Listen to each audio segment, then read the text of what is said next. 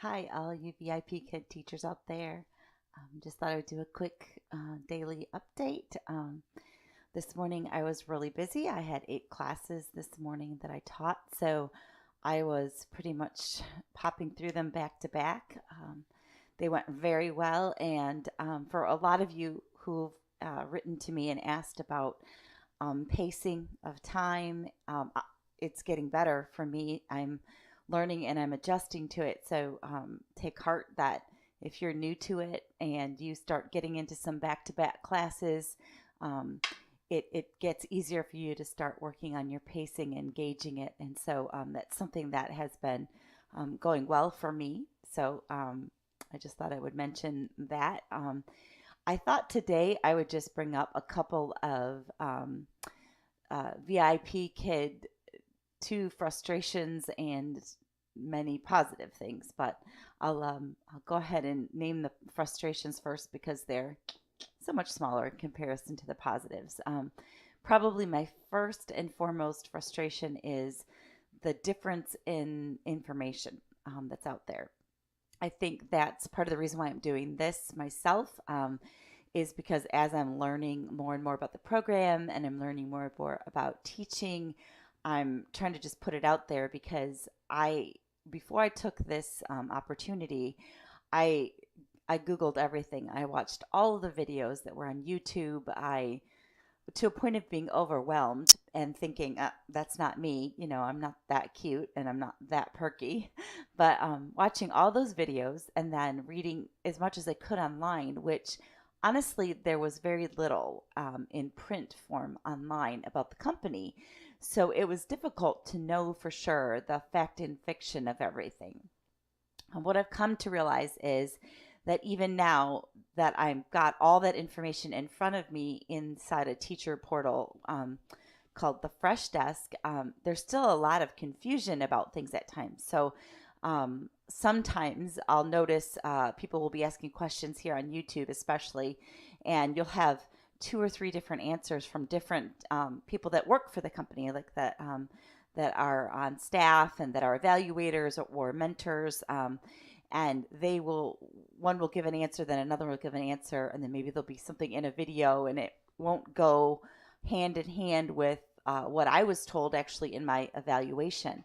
I've only been with VIP since February 15th was my first class, and so I've just been evaluated very recently, within this last month, and I had a lot of different information given to me from my demo to my evaluation and my second evaluation. So to me, that's interesting. That I would have one evaluator say you can do this or can't do that, and the other evaluator say this is how we do this or we don't do this. So that was a little bit frustrating to me, and I think it is to some other people. I just got an email from someone who I was a referring teacher for, and she said that some things that I had shared with her that were information given to me during my evaluation that I could improve on or do better or do differently, she was told she couldn't do. So it's some misinformation that's there, and I think some of that just has to do with company growth. I think the company is growing at such a large pace that as they're bringing on new staff to do the evaluating work and to do the training work, they're not catching up with all of the new policies. And I noticed that on Fresh Desk also as a frustration at times. The policies are changing quickly. And that's not always a bad thing because the company is evolving so quickly. I will say that I have been pleased with, though, when I send something into Fresh Desk, I usually get an answer very quickly, like right away. I've learned that I usually just zip off my question before bed, and usually when I wake up in the morning, if not when I wake up in the morning, sometime during my teaching in the morning, an email or an answer has popped up. So, that's just really good. I mean, that's amazing customer service. I mean, I'm not a customer, but they're helping me. They're resourcing me very well. So I love that. I also love the Fresh Desk because it has so much information. You can just type it in, and if you can't get the answer somewhere, if you can't find it somewhere, there's someone else that pops on and gives you the answer. So it's great. I would probably say my big one is, get everybody on the same page. Maybe start off the year and say, hey, all you evaluators, let's put our heads together. Here's the information.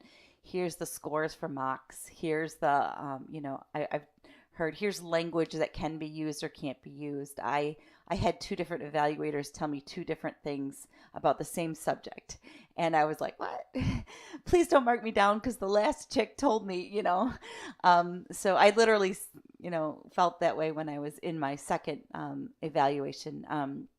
There's some printed information that comes to you that I noticed when you're looking at that, you might find that there's some differences, and I think it's because some of the teacher training information is getting updated slowly. I've noticed that as well. So the pre-teacher training information, that is the as you're going through the process of the interview, there's training information in there, and I've noticed that I've been told it's slightly different when I've gone into my evaluations. So that was a con for me. That was something that was frustrating to me. But really, in the grand scheme of things, it's like this. It's so small, and it's just. I really believe it's just the evolving of the company, which leads me to the positives. The positive of the company is just really, really, really good resources. I'm attending a class tomorrow in the morning after all my teaching is done. I'll have a class tomorrow to just learn more about, how to get better at what I'm doing, and, sign me up because, they threw out the offer. If you want to take some extra classes, you can, and I'm taking them. So, kudos to them for helping us to get better at what we do, right? That's what we want as we're working with the students and as we're trying to develop a base of students. Second thing I would say that is really cool is just I've noticed that they've been pretty good about uh, everything inside of your teacher portal is just it's all your information is kind of like right there. It's a little hub. You have your payment information. It keeps building as you teach a class. It goes on, then your payment shows up there. What's been added to it for that class. If you've referred somebody as a referral, you have a little portal where it shows that you've got their name signed and adjoined to your name. And so there's just information is all right there for you. And it's really neat. All of your bookings are there. You can literally watch your bookings change every day as you click on and you look at your information. You can go in there and see all of your bio information and your profile information and make those adjustments all right there in just one place. And it's so crazy cool high tech. Our PowerPoint system that we work with is great, and our ability to have somebody to contact right in class, right in the moment. I've had it a couple times where I've literally had somebody at my fingertips working on it right now, and so here I am in Michigan, and somebody in Beijing is instantly helping me to resolve an issue, whether it be IT or student related or something. I had a PowerPoint issue today, switch up with a PowerPoint issue, and bam, those little Beijing elves just got it right into my portal, and I was ready to roll. So that is just cool. And I love the tech part of it. It's just, it's great what they're doing with it. And you have so many different things that you can do inside your portal. You can test your computer's, running system. You can change around cameras and add software and different things. So just so much cool stuff that's available to you through their system. So, that is just another really cool thing about it. Honestly, I can't say enough about the company in a good way. I love it. I think it's the reason that if there's anything that's lagging or maybe a disconnect in some way, communication, I generally attribute it to the two things, one being just a crazy amount of growth by way of the company. Look it up, Google it, it's there now. All of the business info on it is pretty cool. And the second thing is just that there's so many teachers and so many people that are getting onboarded right now that that they have to try to help and to train and inform. That there's a lot of that too. So overall, for me, it's been just a really cool experience. If you're right on the fringe or you're new, hang in there and try to get through that first month and see that change, because it'll get better.